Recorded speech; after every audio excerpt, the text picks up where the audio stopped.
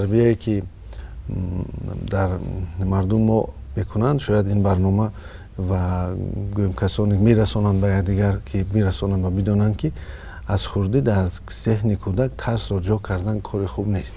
بله. این سبب بیان میشود که فرزند ترسو میبیاد.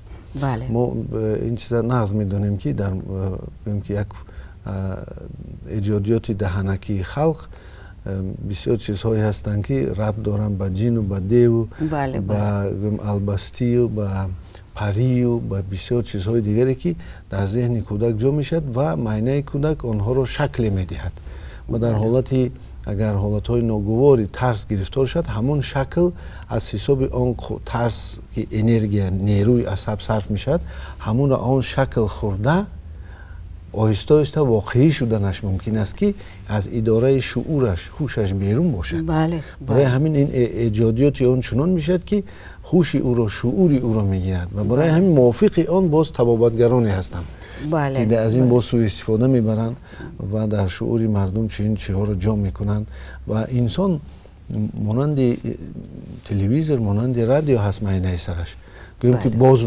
بسیار اگر گویم یک قسم مایدش رادیو هست یک قسم مایدش مثلا مانند تلویزیون هست لیکن معینه سر این بسیار چیزی عجیب است که ما اگر تمام تکنولوژی حاضر را جمع کنیم با کار یک حجره معینه سر راست نمیبرد لیکن این قیاس برای آن است که فهمه باشد معینه سر انسان اگر میزراب شود با چیزی نسترویکا از کیهان موجهای زیاد می آیند.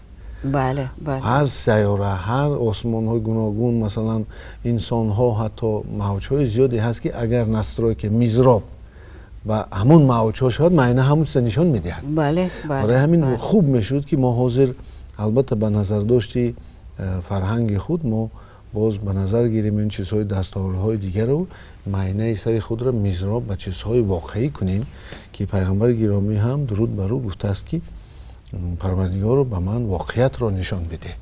همون سه رنگی که معنی سر ما میبیند یا که 7 صدایی که گوش ما میشنود و ما حس میکنیم و میبوییم و مزه داریم یک حسیاتی 5 حسیاتی ما و در برابر این باز فراست است و باز دیگر چیزهای دیگر ولی انسان لازم نیست که همه چیزهای دیگر رو بداند و بفهمد.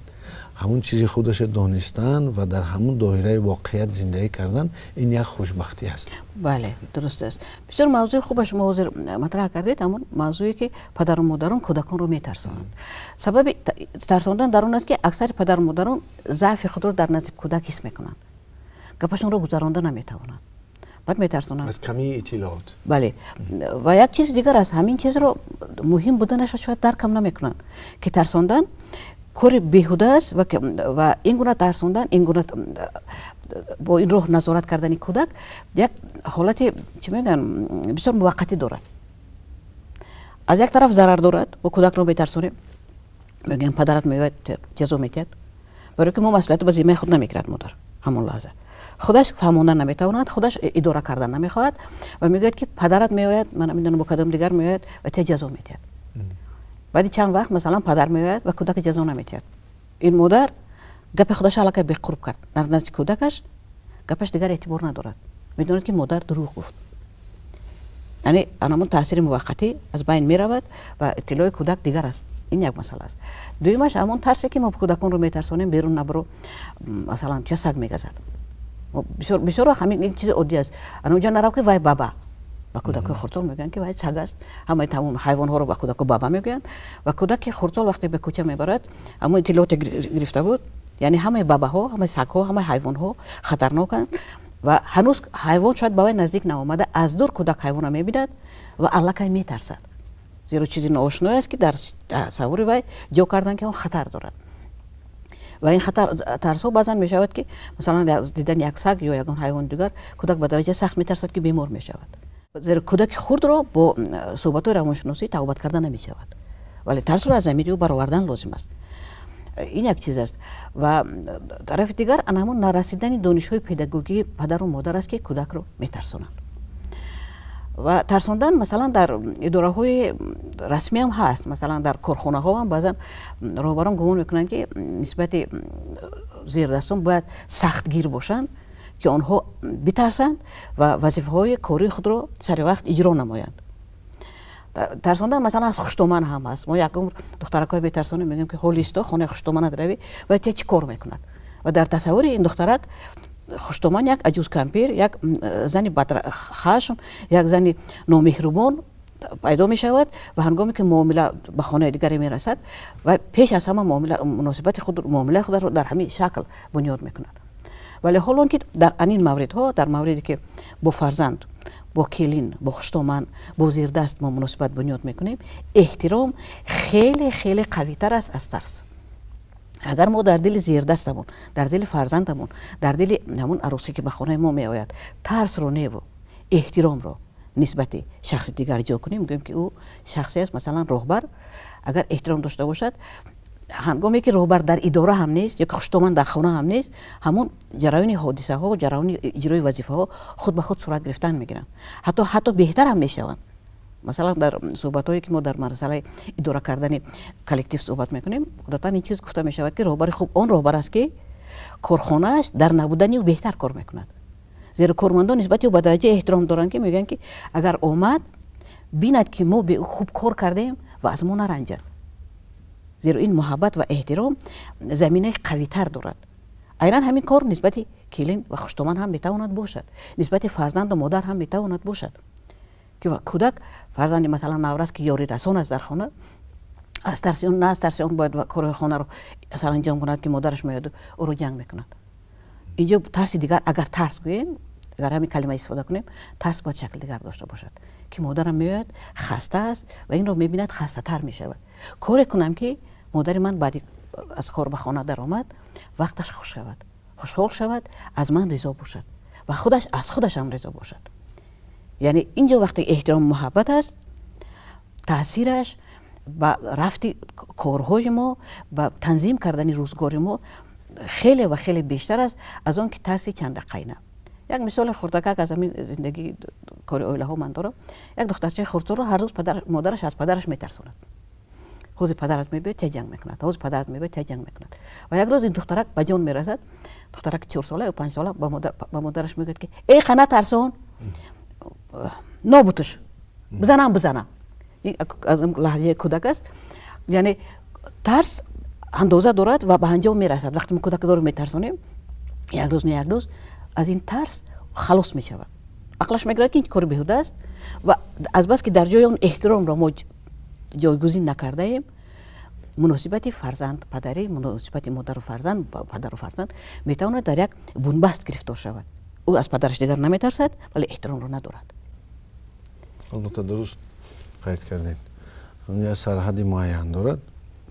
тарс метавонад ки омад ба ҳолати кондитсияи худ, гӯем ки як зинаи баланди ниҳоии худ, он вақт ё ки иродаи инсонро мешиканад, равони инсонро вайрон мекунад, ё ин ки тамоман инсонро ба зинаи дигар, ба зинаи ғазаб, ба зинаи кина, ба зинаи хашм мебарад. ин як ҳолате аст ки инсон умуман аз ин чи ки гузашт, маркази тарс ки дар майнаи сар аст, он вақте ин марказ дигар доруе ки адреналине ки ӯ ҳосил мекунад, дигар ба сиришти ӯ таъсир намерасонад. яъне ки боз зидди адреналин доруҳое ҳосил мешаванд ки онро тез вайрон мекунанд.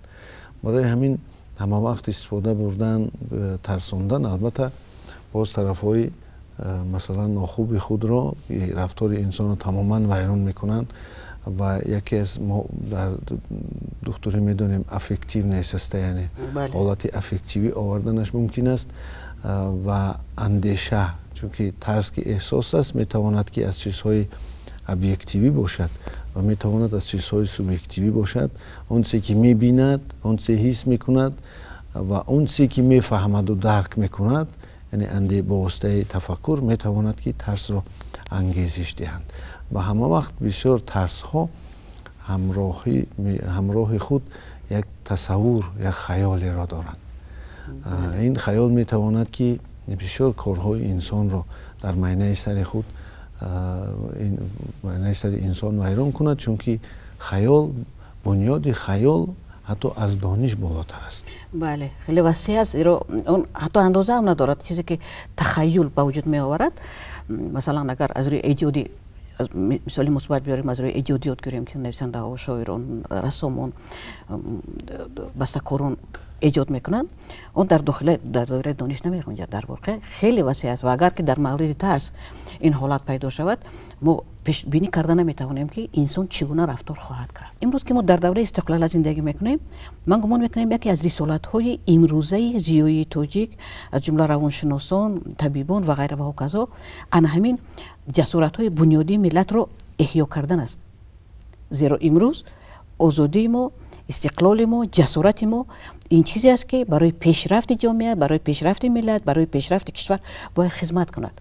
ما از قبول کردن قرارهای جدی باید نترسیم، چه در داخل عائله، از گرفتن بزیمه، گرفتن مسئولیت.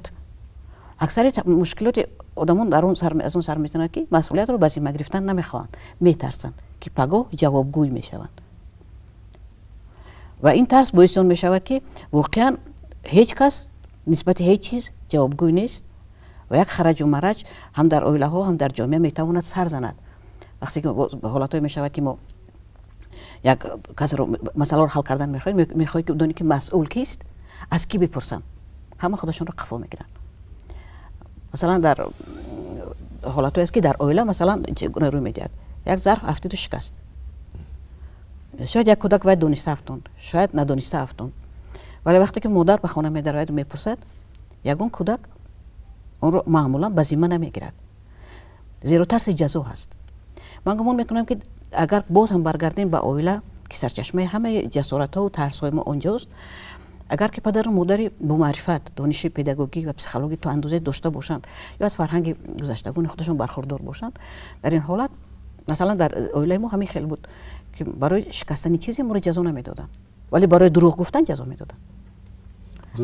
اگر این چیز رو ما با کودک گفته توانیم از آغاز، در همون چیزی که مثلا چیزهای جامعه رو یک باره یک انسانی علاهیده شاید حل کردن نتواند، یک خلاصه برای خودش برآورد، ولی در داخل عائله‌اش استفاده کردنش مشکل تر است. ولی اگر که ما خواهیم که به عائله کمک کنیم، من گمان میکنم که این چیزها رو از کودکی به فرزندان فهماندن لازم است که ترس مثلا چیزهایی است که بله میتواند اون ظرف خیلی قیمت باشد، ولی اون ظرف از انسان قیمت‌تر نیست و کودک این رو باید داند که رو دوست می‌دارند و برای شکسته شدن این ظرف، برای مثلا دراندن لباس، برای کدام یک گناه کودکانه، گناه در درون خانه، برای کودک گناه نمیکند، کودک اشتباه میکند، برای اشتباه آدم رو جزا نمیدهند و این چیزها رو اگر ما با کودکان فهمانده توانیم و همون پنجه ترس رو از بالای سر کودک، از بالای دل کودک برداریم که جزا میبیند. کلمه جزا همیشه برای کودک فشار آورنده است، زیرا روحیه کودک هنوز قوی نیست، هنوز جای خودش را نگرفته است و این کلمه جزا همیشه میتواند اگر کودک نرم رفتار باشد، کودک خودش بی غیرت باشد، زودن در ضمیر او همه جسارت ها را میکشد. اگر کودکی که مثلا با غیرت باشد، چنان دخترچه 4 ساله که من گفتم، و در ضمیرش اعتراض سر میزند. یعنی ترساندن های ما در همه حالت باز هم به ضررها می آورد و ما کودکان را باید از همین فشار دائمی که در داخل عائله هست، ترس، جزا، تدریجا باید آنها رو آزاد کنیم و در همون ارزش ها رو، تاکید ها رو در جای خودش گذاریم. تو این کار رو کردی، کدام چیزها جزا دارند و کدام عمل ها جزا ندارند و هنگامی که این رو پیشکی میگیم، کودک مسئولیت رو حس میکند، احتیاط میکند. مثلا همون ظرف قیمت است، لباس مکتبیش است، مثلا سمکهش است که هنگامی دو مثلا احتیاط نکند، آب میغلطد، مثلا کتاب دفترش تر میشد و غیره و کذا.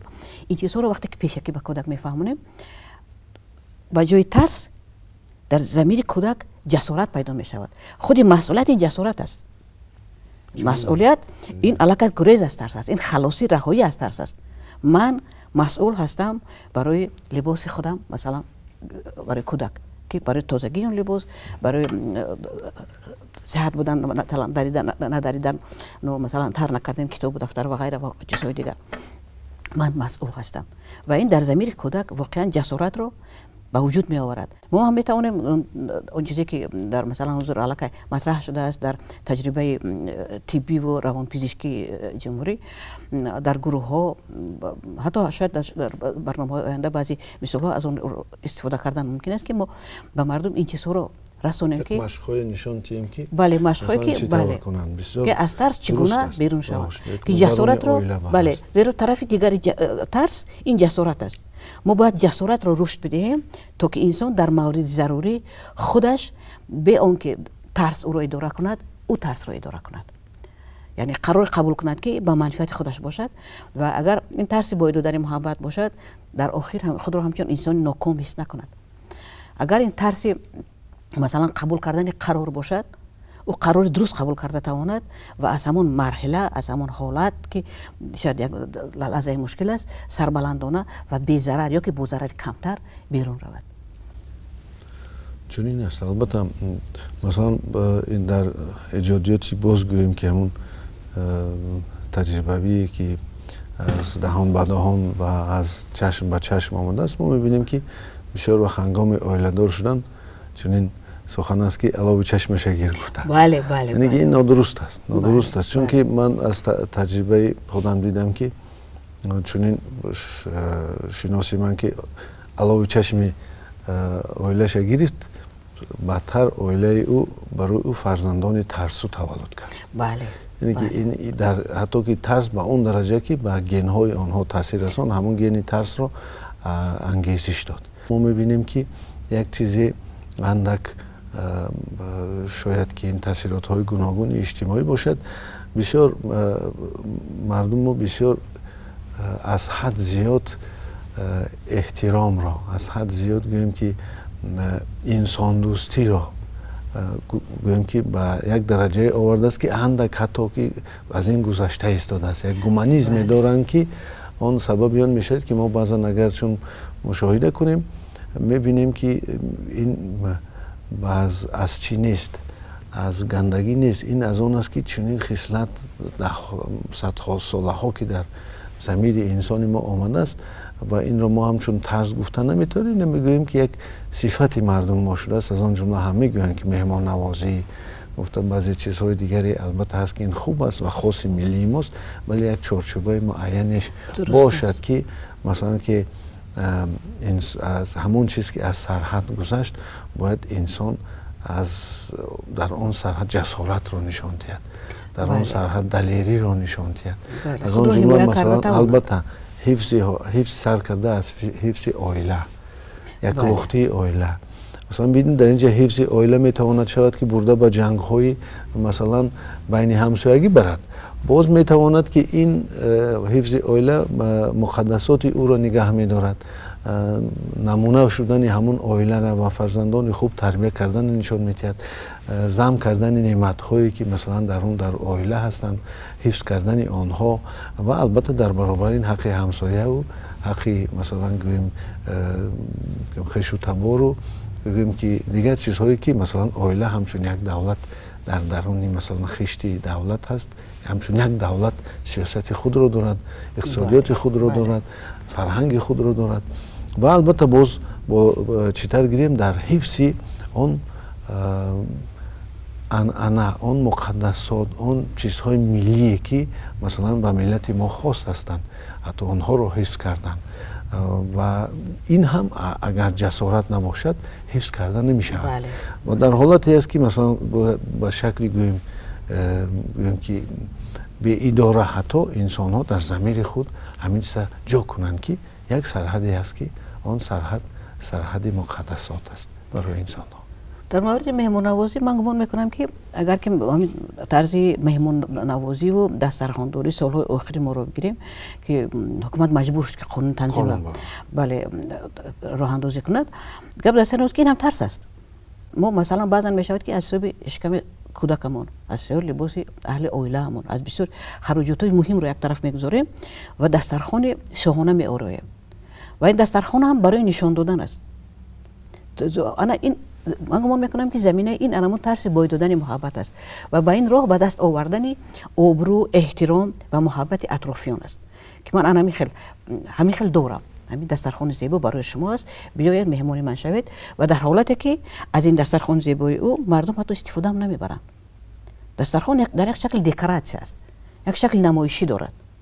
زیرا همه چیزی که در بالا دسترخوان است، مهمون ها اگر که مهمون زیاد هم بیاید، مثلا شما 20 نفر مهمون دعوت کردید، برای 20 نفر مهمون دسترخوان میآورید. در بالا معین شده 250. بله، اگر مثلا برای 20 کسی که مثلا یک معرکه خردک که اولاداری دارید، اون چیزی که بالا دسترخوان میمونید 20 مهمون شما اونها رو نمیخورن. همیشه در اونجا از معیار 10 کرات زیادتر است. و این چیزها عادتا اسراف میشوند. و چرا این دسترخوان این گونه آورده میشود؟ ما از بس که همین ترسمون هست، ما گمان میکنیم که اگر که کم باشد همسایه ما رو میخندند، طعنه میزنند. یعنی این چیزها این کار محبت است. بله، اینا این کار محبتن، طعنه زدن، ما رو خندیدن، عیب کردن، این کار محبت است. یعنی محبت این کار میشود، به ما محبت کمتر میرسد، ما آبروی کم میگیریم. حالا که اینجا این ارزش قلبکی است، ایلوزه است، این ارزش ساخته است. اگر مثلا خانه من کسی بیاید که وای به من نیاز داشته باشد، به صحبت من، به دیدار من، برای این گونه دوست دسترخوان ما چی دارد مهم نیست. و اگر آن دوست امکانی 1 ساعت 2 ساعت بیشتر صحبت کردن داشته باشد، یک غذای باید باشد که گرسنه نمانیم و صحبتمون گرمتر باشد. غذایی که اگر شما خانه من آمدید برای 2 نفر باشد و اون دسترخوان رو تا لبریز شدنش با انجام پر کردن هیچ ضرورت ندارد. و گمان میکنم که اونهایی که همین جسارت رو دارن، ارزش خودشون رو برای خودشون معین کردن، از ترس عیب کردن مردم الک رهایی مییابند و این خراجات های بیهوده هم دیگر لازم نمیشود. یعنی حتی در همین مورد هم ترس جای افتاده است که خودش رو جو کرده است و اگر ما اون رو نشناسیم، همین عربه شرق همین خیلی رفتن میگیرد. و حاضر به نزدیکی از منبر مجلس ملی ایراد گرفتن و منصبداران که قانون تنظیم رعایت نمیشد. چرا؟ زیرا همون منصبدار هم یک فردی قطوری جامعه تاجیکستان است و گمان میکند که اگر وی وظیفه دارد، از روی وظیفه معاش زیاد میگیرد نمیگیرد، اینش مهم نیست. و باید دسترخوان از همه با شکوه‌تر داشته باشد که مرتبه باز مردم نگویند، بله، باز مردم نخندند. حالا که اینجا نه سخاوت است، نه مهربانی است، نه محبت است، هیچ چیز نیست غیر از اسرافکاری و خود نشاندهی. یعنی همون دعوا، طلبات، همون کمبود محبت. من رو دوست دارید، دیدید من براش چگونه ضیافت کردم. اون مناسبت، یعنی که ترس البته جسمی میشه و ترس باز احساسی، ترس فکری عقلی است، البته باز ترس اجتماعی است، ترس فرهنگی است.